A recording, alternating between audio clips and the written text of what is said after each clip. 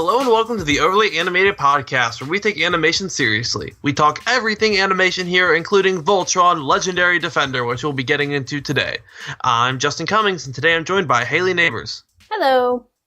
Today, Hayley and I will be discussing the Voltron show and begin the Blitz episodes 4 and 5 of Season 4 of Voltron Legendary Defender. We have so far covered every episode up to this point. You can find all our podcasts at overlyanimated.com or by searching Overly Animated on iTunes or your favorite podcatcher, including my personal favorite, Stitcher. So let's get into it, Hayley. These were two good episodes. These were two really good episodes. What did you... I'm biasing this already, but yes, disagree with me. What did you think of these episodes?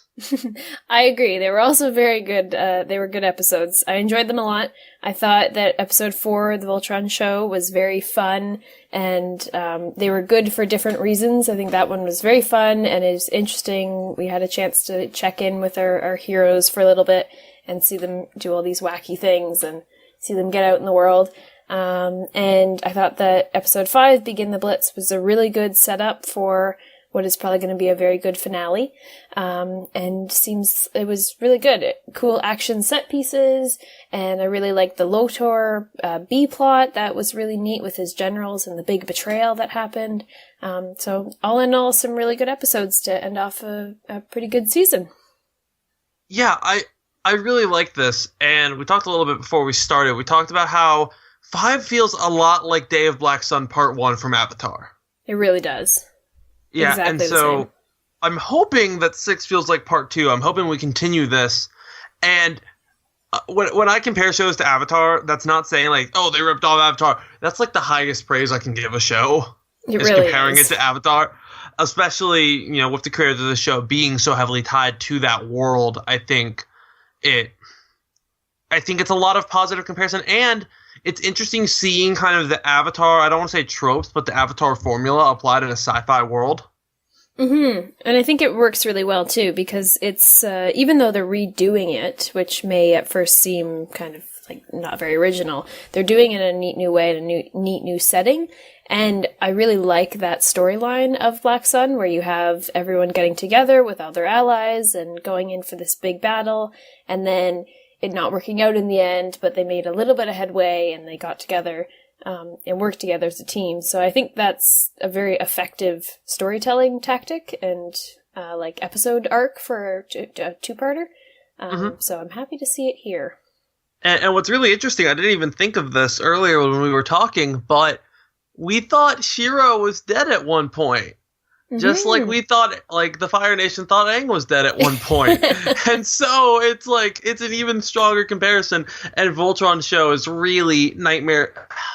It's a bit of Nightmares and Daydreams, a little bit of Ember Island Players, you know, kind of, not necessarily retelling, but there's a little bit of that. They're not like retelling the entire story so far. It's not like a clip show, but it kind of is. Yeah, it's like a jokey kind of version of the characters that we were used to. Yeah.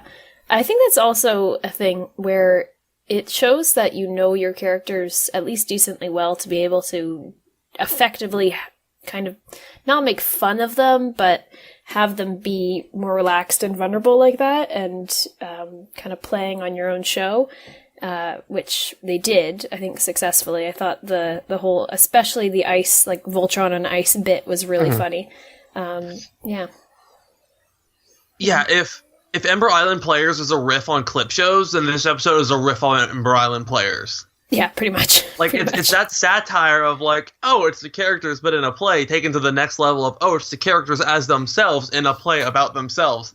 And they're I think also, like, really going worked. for it. They're not even... The initial bit of them in the Veterans Hospital, that bit, they were not very enthusiastic. But once Koran and his ear or brain bug creature changed his personality so dramatically and really encouraged them a lot to be the actors he knew they could be, they were going for it. They were fully committed to that role. They really liked the concept once they got into it, and I think I think it was a really cool idea. It's rare that we get a Koran episode, and I thought this was a good Koran episode. Yeah, I think it was an effective way of using him in an episode like this. because he was definitely an important part of it. And I think normally, those characters, the paladin characters, are the ones who, like, the main conflict of the episode revolves around.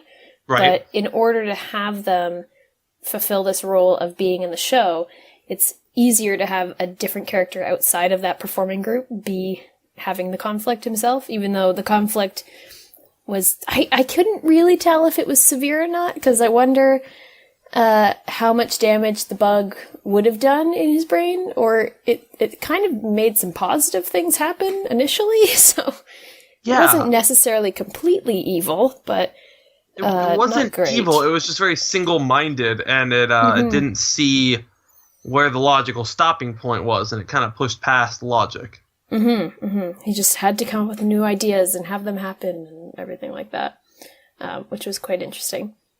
And we also didn't talk about the amazing, the sheer amount of mall references that have happened this season, particularly in this episode with the haggling merchant coming back, which was quite surprising. I was not expecting that. Right. Yeah, he was funny. He's just like coming around the corner in his little wheelchair. Like, you've returned! Another one! We had the cow last episode, and now you're back.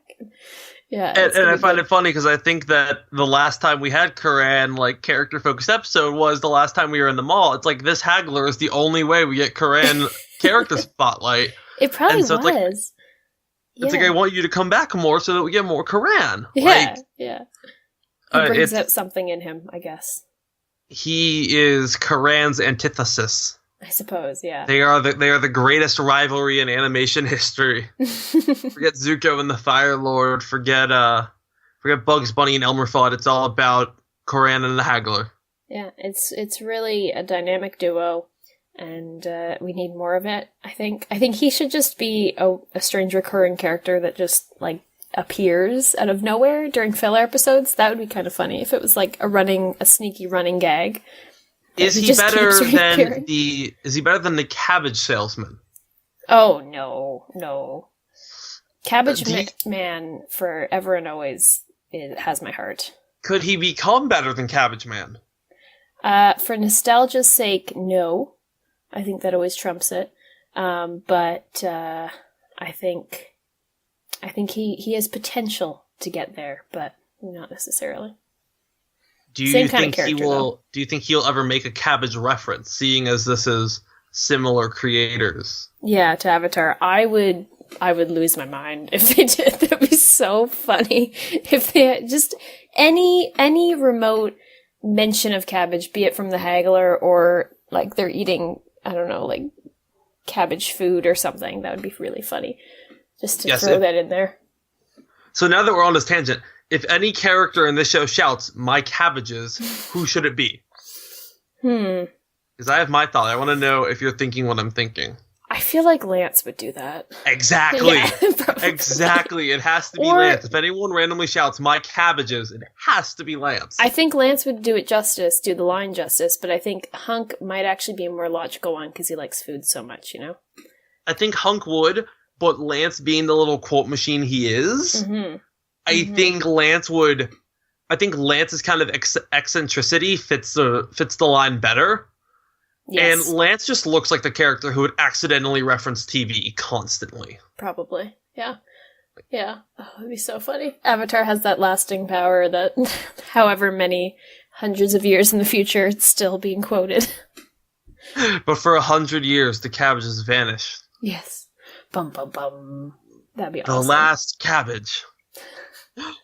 So the Haggler's back, and the Haggler sets up this whole thing with Koran and the Brainworm, and makes him like a manager, like a Vegas showman manager. Yeah, that was, and I love that his accent changed and everything too. And yeah, that moment too where he was like starting to break free, and he spoke in one attitude and then totally morphed into the other one, his normal one. It was quite funny. Yeah, no, that was really good. I think it was, I want to know where they came up with that idea, because I think it was very interesting, but kind of out of nowhere. Like, as a one-off filler episode, it worked well, though. It's a mix of two ideas. It's a mix of the whole, you become so famous and you get your ego bloated. Like, Fairly Odd Parents did it a lot. Every show has done it, where someone magically basically becomes an overnight sensation. I mean, it's the entire premise of iCarly. Yeah, basically. And they combined it. It's like, let's take that plot and mix it with war propaganda. It's like Captain America the First Avenger, Mockingjay. It's like that thing where it's like, yes, we're on Voltron's side. Like, I'm not saying that Voltron's in the wrong here. I'm all for freeing people from the Gara regime. But what they're doing is war propaganda. Like, they're going and they're giving entertainment that's politically motivated. Exactly. And again, I'm not saying they're in the wrong, like they're on the wrong side, but it's propaganda. And I just find that the mix of those two tropes really, really interesting. And I think it made for a really compelling episode because you have a real filler plot with the whole, we magically became famous overnight and now we have to deal with like this big conflated ego. That's a filler plot. And they mix that with a big thing of war propaganda that we kind of saw a bit in the first episode of the season with the air show. Yep. And the result is an episode that's really hard to classify as filler. Yeah, especially because I found that this episode helped support the next episode's coalition being so strong because it really explained why they have so much reach everywhere and that they're doing so well and have all these connections and are actually, like, everyone believes in them and everything. Which was quite neat to have. I like that when there's a filler episode, but it actually kind of explains something in a very plot-heavy episode next time. And it kind of functioned as a montage of the coalition growing. Exactly. Which I think they've handled the coalition thing very well, and I think it's led to a good point. And I think that I'm happy with how they handled the coalition, and I accept that now, yes, we have this coalition. We can use the coalition now. Yeah, I feel like we should find a different word, because in the episode, and us talking, I feel like I've heard the word coalition so many times. And also how they keep, in the show, they keep calling it the Voltron Coalition. I'm like, guys, you need an acronym for this. This is too long for you to say each time. But I wonder if they'll change the name or something. So, after this episode, I'm going to officially call Dylan and see if he will change us to the overly animated coalition. That would be good. Just to mess with you now. Just for why not? Why not? Just so every podcast I can be like the coalition. It doesn't even have to be a Voltron cast. I want to say coalition every episode now. Well, the podcast can be the coalition of many different shows. It is. All coming together. We're all, ambassadors for our respective shows. Exactly. I think this is not overestimating ourselves at all, and I think it is not egotistical in the slightest. That would be funny. That almost hurt to say. So of the personas, which is your favorite? My favorite one was Allura's role as Keith, because that seemed quite strange to me. Hothead Keith, yes. Yeah, because Koran rationalized it by saying that everyone is going to just, they just love Keith so much and they're going to get all frazzled if it's not Keith. But I feel like the crowd would have noticed first visually that is not Keith, rather than just by name instead. So I thought that was do you think that was a jab at the fandom perhaps, or I don't. I think that was them, the writers, just being like, okay, Koran has this thing in his brain. What sort of wacky things is he gonna do? And that would be good. That was just what came of it. Yeah, I think so. Honestly. I mean, it was funny. It was really funny. I am personally quite the fan of Loverboy Lance because I don't think he had to try too hard. No, not really. No, that came pretty naturally to him. And what's funny is, they seem like pretty one-dimensional, but this is kind of what the characters were like in episode 1. Oh, completely. And I think what I like about this whole thing is it's showing, like, look how far they've come. Mm-hmm. You don't like seeing them pigeonholed... You don't like seeing them pigeonholed into these one-dimensional stereotypes. Well, that's where they were when they started. Look how much they've grown. Look how much they've changed, that their episode 1 personification feels uncomfortable and awkward now. I thought it was hilarious too, because Pidge was like science whiz Pidge or something, and how Koran, as the voiceover guy, kept saying that she like defeated them with science and defeated them with math and everything. Like, okay, thanks, Koran. Just some math equations for you. But yeah, that was pretty funny. And she couldn't get over just not saying the names of all the scientific terms correctly. And what's hilarious is if you listen to the last episode of our podcast, because continuity, we had our special segment Science Stuff with Jeff and Andy, where Jeff and Andy just spouted science stuff because I knew it was going to happen. And it's a highlight of my day whenever because both of them will come to this podcast with just random facts about science, especially of Voltron, because it's mostly, this is wrong and here's why. And so, coming off of, I'm used to when we do Voltron podcast, talking ad nauseum, this science was wrong, this science was wrong, this is not a thing, this is not a thing, this is not a thing. And then to see Pidge in show go, I don't want to say fake science terms. I think I laughed harder than I should have. That was just good. Because, like, Pidge, I feel you right now. Exactly. This is what our life is. Yeah. It also, me not, unfortunately, having, like, a physics degree or anything, but it seems like that kind of shows to me that the writers are actually then considering real scientific terms most of the time. If they don't want her to be saying, like, made-up ones all the time. They're probably using real ones. Kind of, sort of. It seems like, listening to other people on the podcast who actually know science, it seems like they're kind of, they stretch it a little bit. They use the right terms in the wrong context. Well, Exactly. It's like, a lot of it is, it's like, that maybe could theoretically possibly happen, maybe, but probably not. Like, the odds of that are so infinitely small. Yeah, exactly.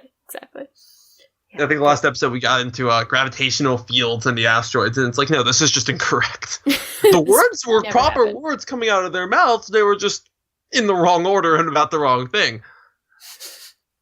Which Pidge would not stand for, normally. Had she known. No, Pidge would have a fit. I want just a fourth wall breaking thing where Pidge is just like, none of this is right. None of this makes sense.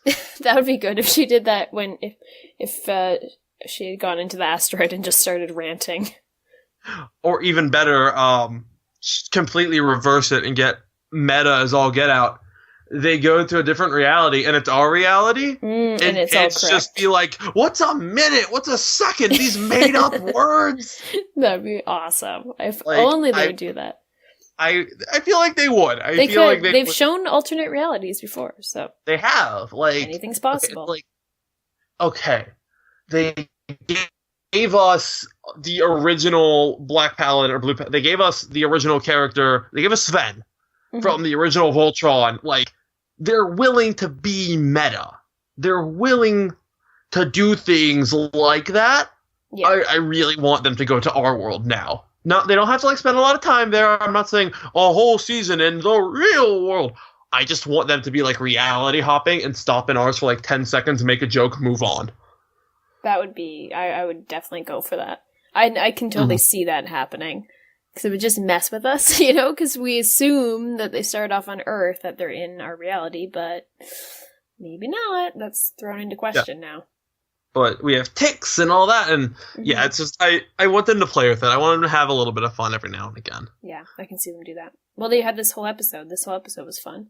Oh, this whole episode was fantastic. We even went back to the mall. Yes. A classic set piece in Voltron. I would argue the greatest set piece in Voltron. It seems to have become that. At first it just seemed like a one-off episode. Well, last season, that was kind of the one-off comic relief episode was in the mall. But, so it's only natural that some of those pieces would return. All I want poses. Now. Yeah. All I want now, I want the mall cop back. Yes. And I want the restaurant where Hunk worked at back. I think both are completely legitimate and possible opportunities in the future. I would be so happy to see either of those two things return and anything else from the mall. Truly, the mall is just a pinnacle of Voltron comedy. It really is. I think that Hunk's I wish that Hunk's kitchen thing had made a debut, like, during their big dramatic performance when they really kick it into gear and are doing dramatic poses and everything this episode at the mall. If Hunk's chef had just come out just in the background. Maybe he's in the crowd. You never know. We should analyze, see who's back there. I will check Tumblr, and if I find something, I will update in the comments. So please do. Check if you're listening in iTunes or YouTube, check the website, see if I've commented with updates on background image analysis courtesy of Tumblr. It's one of the best places to look for it. Because if you're going to find analysis of characters in a background, it's on Tumblr. Yes, it is. Yes, indeed. Yeah. So you ready to talk about Begin the Blitz? Sure. All right. Yeah. I love this episode. Same. It's just a great episode. So let's make sure I got this plan right. So Galra have two massive cannons, like Death Star level cannons. Mm-hmm. Blade of Momora is going to take out one. Our regular coalition people are going to take out the other. Voltron's going to head in after we knock out this communication station, take this main planet that will let him take the whole sector and take a third of the Galra Empire.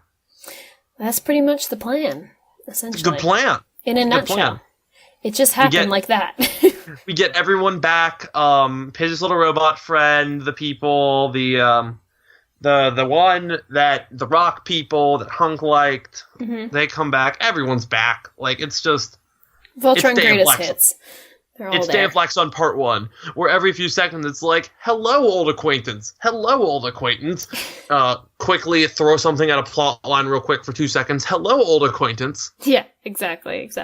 And I really like some of the new characters that showed up, like the one, I forget her name, but she's the captain, the main captain with the Coalition, Rogue One Starfighter She's characters. Fantastic. She was very cool. It's like Star Fox mixed with, Jin Urso. It's just fantastic. Yeah. Like I feel like she'll come back because she was named a couple times. I just can't remember her name, but she was named a few times and she survived.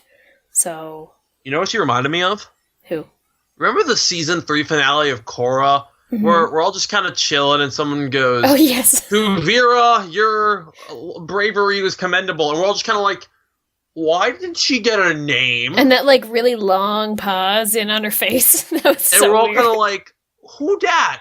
Yeah. Why are we focusing on her for 2 seconds here? And the answer is, that is main antagonist. Yeah, here they come. Yeah, it'd be cool. I definitely... And considering it's the same people, like, making this, I'm like, okay. I understand how you introduce characters now. You give us a brief cameo, and then they become important. I get this concept. It'd be neat, too, because we have a lot of characters. Like, we don't have many, like, super alien characters like she is, where she's some sort of dog, cat kind of thing. That's a part of the team. Like, they're also mostly lacking humanoid. Females. Yes, so we're very lacking in females. Females are always welcome. I mean, yes. we're definitely lacking in that department. I mean, if the generals end up with Voltron, then, you know, that fixes that a little bit. But until then, we're lacking in the female department. We have Allura and Pidge, and that's it.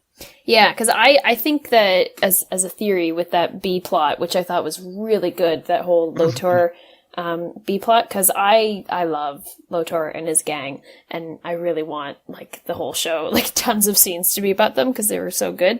But I think that was done really well with them double crossing him, but not even double cross. Well, I guess betraying him, but he killed their friend, so, like, it was pretty justified at that point to stun him and capture him. So I really enjoyed that, but I feel like at the end of that scene when Aksha was flying off with everyone and she was like, they were like, we can't go to the Galra now and we lost our bargaining chip. What do we do? And she said something about, like, I know where we'll go or whatever. I think she's talking about Voltron and teaming up with them, and she'll come and they'll come with more information and then, like, kind of team up. Yeah, that'll be really neat. I think that'll probably happen next episode. I don't see why not. I mean, we basically have Azula, May, and Ty Lee at the moment. Like, yeah. And I love it. Like, I truly, truly love it. It's a great plot, and I think going back to, like, the original planet of the Galra and the reveal that, like, Lotor knows his mother was Altean. He may not know she's Hagar, but he knows she's Altean, so he knows he's half Altean. Yeah, that throwaway line, like, messed me up for a second, where he's just casually mentions that his mom is a Nerva, and that was her, like, science experiment area. So, A, he knows his mom was not Gulrin, that she was Altean, and she knows her name, and he apparently, I guess, knows all about, at least the base layer probably, of what happened there with, like, the quintessence and the studies they were doing and everything. So that was really neat. But I don't think that he knows that Hagar is his mom. I don't think he knows that. Yeah, so much family drama, like a lot of family drama. And this was in the original Voltron, like this family drama, because in the original, Lotor was the son of Hagar and Zarkon. Does he know that Hagar is his mom throughout the whole thing? I haven't seen every episode of the original, so I'm not entirely sure. But I'm pretty sure. Yeah, it's not as like dramatic a secret kind of thing, right? Yeah, it's not as important to the line. Because the important Lotor plot in that show is his stalking obsession with Princess Allura and trying to force her to marry him. And it's really creepy, and keep it away from my legendary defender. Yes, he went the other direction, so that's good. The other direction into space, supposedly. Yeah. Yeah, no, that'll be good. Oh, and so I cringe every time people are like, I can't wait for Lotor to meet the Paladins of Voltron. And I'm like, me too. Like, I want to see Lotor and Shiro. I want to see Lotor and Keith interact. I want to see, like, Lotor and I want to see this. I never want Lotor to speak to Allura. I'm sure it would be interesting, and I'm sure these writers would handle it well, but I am too terrified that the moment they meet, we're going that plot, and I don't want that to happen. And so I'm like, just keep them on other sides of the galaxy. Like, he can meet Voltron with Allura, like, off somewhere else, but they cannot meet because I've seen what happens when they do.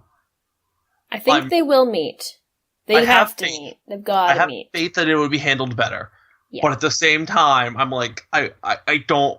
You're mildly scarred from the past. I'm scared. Yeah.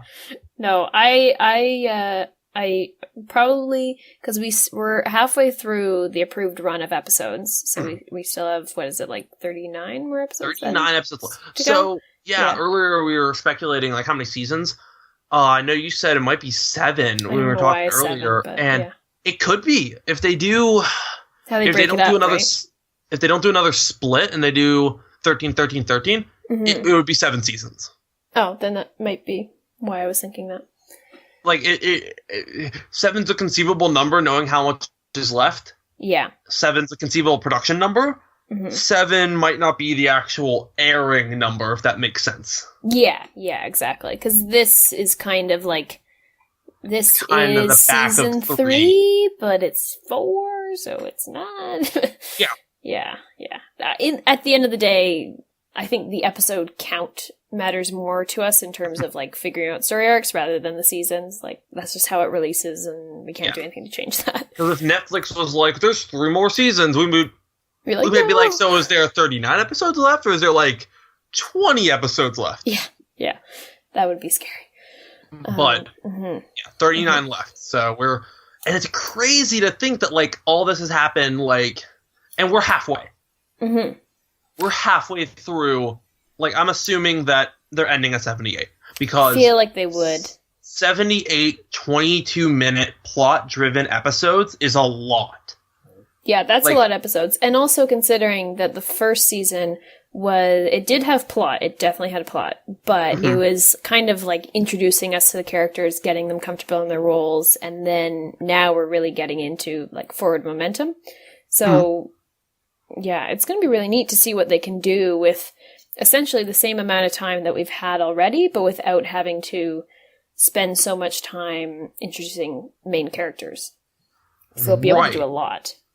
Like, Avatar was only 61 episodes. Korra's less than that. And those are kind of our other big 22-minute plot-driven shows that don't have a lot of filler. Oh, imagine if Korra or Avatar had this many episodes. That would be amazing. Goodness. If only Netflix was as prominent and around when they were, like, able to pick them up like this. That'd be amazing. I mean, Korra, unfortunately, They're always stuck with streamed Nick. when streaming was not quite what it is now. Yeah, exactly. Oh, it'd be so good. And I wonder if Nick would even, I don't even know if they could have a partnership like DreamWorks does with Netflix, but No. I really They doubt tried, it. and then look what happened to Ladybug. Yeah, that was a mess. And Yeah. it's weird to think about. You bring up streaming. I remember the first time I remember a show being online only that started on TV was Code Lyoko. And so when everyone was like, I hate to say whining, but I'm bitter, so whining about Korra being moved to online only, I'm sitting here like, yeah, I had to watch the last few episodes of Code Lyoko streaming in 2007 when streaming HD was a joke. Yeah. Gotta wait half an hour for it to buffer, and then you can go from there. Exactly. Like, streaming on Cartoon Network's website in 2007 was a joke. And so to see how airing online went from being a death sentence to now, like, the premier way to air shows, like Voltron's doing that. Ladybug, it doesn't drop a whole season at a time, but Ruby, just to see where we've come in a decade is just nuts. It's pretty amazing. And it's making good content too. Like this finale and these episodes are really strong, high quality episodes. And they're streaming, which is really amazing. Yeah, it's pretty good. It's crazy because Voltron's online only, and you go to like Toys R Us, and there's a boatload of Voltron toys. Oh yeah, like they have a lot of merchandise and stuff, which for a streaming only show is so surprising. And I think it just shows kind of how good the show is and how well it's done. Mm-hmm. Exactly, and I feel like it's just been getting better and better. Like thinking back over the last or the beginning half of this, if you want to call it a season, and then this iteration of it as well, like none of the episodes were bad. I don't think so. I think they were really good. And I feel it, and that's maybe speaking too soon because we haven't seen episode 6 and everyone's laughing at us for that. But I think the next episode is going to be really good too. Yeah, I have strong hope that it will be a good episode. Like, I doubt it's going to be awful. No. It might be... It has a lot to live up to. It may not be everything we're hoping and begging for, but I think it's going to be a good episode nevertheless. I think it's going to be a strong episode. Yeah, I think it's going to introduce some really neat plot points that we've been kind of building towards, and they're going to start being kicked into gear with this episode too. So let's do a little speculation on next episode. Sounds good. Do you think we're going to get Keith-Shiro confrontation? I think so. Partially because of a couple factors. One of them being that you guys mentioned this in, I think it was the last podcast, and I noticed it myself today, where the Netflix title card thing that appears at the top is Shiro on one side and Keith on the other, and they're all divided down the middle and everything. That is making me very suspicious that something is coming between the two of them. Because if that is in the show, we have not seen it, and it's in the finale, which means there's a Shiro-Keith confrontation. If it was made specifically as the title card, why would they go through that effort if it doesn't have any payoff? Exactly. It seems very strange. And so it definitely feels like there has to be Shiro-Keith confrontation next episode. I think so, and especially because I'm in the camp, like many of us are, that Shiro is like a sleeper agent clone thing, that he's not the Shiro that we know, right? So I think that that's going to come into play the next episode, especially because the episode title for next episode is A New Defender, which is very suspicious. And it's strange. Like if Keith was coming back, it'd be like Return of the Defender, but it's not. It's A New Defender. Exactly. So I don't know what that means. But Koran becomes a paladin. That is it. Only the bug gave him magical powers or something like that. He is Altean. He is Altean, exactly. So that's already pretty impressive. But hashtag Sloth becomes a paladin. Oh, if only. If only. If only. Dylan would literally spend 2 hours just gloating about Sloth being a paladin. Like, I would get up from the podcast, leave, eat dinner, take a shower, come back, nap, get back on my microphone, and then Dylan would say, so what do you think about Sloth? Yeah, exactly. Oh, no. I say that don't with let one that feeling happen. listening. Don't let that happen.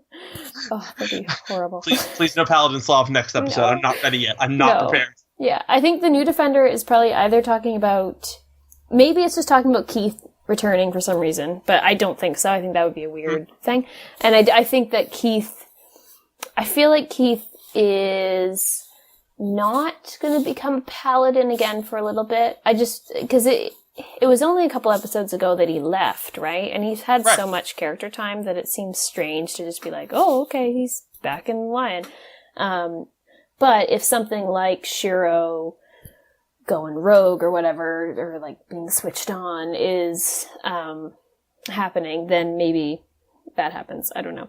Or maybe it's also talking about my theory that the generals are probably heading to Voltron. So maybe because they have the other ship, one of the two ships that Lotor has been working on with the Comet, maybe they are going to come and assist in the battle at this planet as well. Right. My theory, I know whenever we talk about, like, Shiro's not the real Shiro, it kind of gives off the idea that, like, he's malicious. Mm-hmm. My thing is, he's not. He doesn't know. He's probably a sleeper cell. It's probably...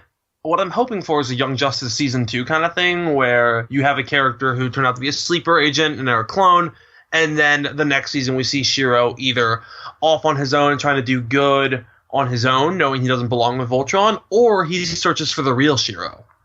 I think that would be really neat. And especially because I agree. I don't think that as long as he's not in like his attack mode or whatever, he seems like he genuinely believes that he is Shiro and has all the same memories and everything. And we saw in whatever episode that was where he is escaping and being woken up and everything, that he wasn't putting on an act for anyone. He was legitimately believed that he was Shiro and was searching for his family. So It's not like he's anything malicious is happening, but we'll see. I don't know. Maybe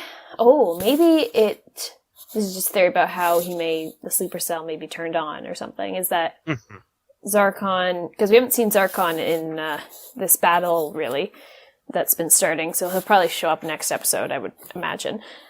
Maybe he... they're losing on this planet, and he's like, okay, guys, time to activate Shiro clone, and then they do something, and then it messes up. Because that would mimic, not the same scenario, obviously, because there's no, like, firebenders or eclipse or anything, but the same thing where they get really close at the end of Day of Black Sun, but they don't win, you know? Oh, like Clone Sokka. Yeah, I remember that. Yeah. That was a memorable plot. Yeah, but just to be able to have an episode like the Black Sun story arc where it seems like you're going to win and they're doing really well and they've got all these successes and then it fails at the end. Thematically similar, not necessarily content similar. No, not at all content similar. This one is in space, first of all. We are in space. There's a giant robot. Yeah, but the same kind of like story arc where they're not going to end this episode all happy-go-lucky, but... No, I don't. Yeah. I don't. Name one happy Voltron season finale. Shiro basically died last season, so anything's possible. But I think that he's not going to be gone at the end of this episode, because I feel like that would just be like a rehash from the end of the season 2, where it's like, where did Shiro go? He's gone. That would be weird. So I think they're going to have him and just have him in like a jail cell on the castle or something like that, you know? So he's contained, and then next season we can get into that personal moment with Shiro and the team, aside from the big conflict that's happening throughout the galaxy as well. Yeah. I'm not going to keep you from this finale anymore, because I really want to go watch this too. I'm sure everyone's already seen it. Oh yeah, I'm sure, for sure. You're like the only two people who haven't seen this finale yet. I've been trying to stay off Tumblr to avoid spoilers. But yeah, thank you guys so much for joining us. You can find all the info on this podcast at overlyanimated.com. Join us on Discord to text chat about animation at overlyanimated.com/Discord. There are 2 Voltron channels. There is a non-spoiler one that's keeping up with the podcast, and there's a spoiler one. So whether or not you're listening with us or laughing at us because we're behind and have no clue what's happening, there is a place for you on our Discord to hang out with us. You can support us via Patreon at patreon.com/overlyanimated. Thanks to all of our current patrons, especially our patron of the podcast, Katrin, aka Patron Katrin. And thanks, as always, to our Patreon executive producers, John, Ryan, Steve, Alex, and Andy. We have so much happening. We are hitting kind of the main fall season. We have Ruby coverage. We have more Voltron coverage. Ladybug coverage starts in a couple of weeks. And then right after that, we have Star coverage. So much coverage. Just so much happening. Stay tuned to Overly Animated for all of that. And thank you guys so much for listening. And we will see you next time. Bye. Bye-bye.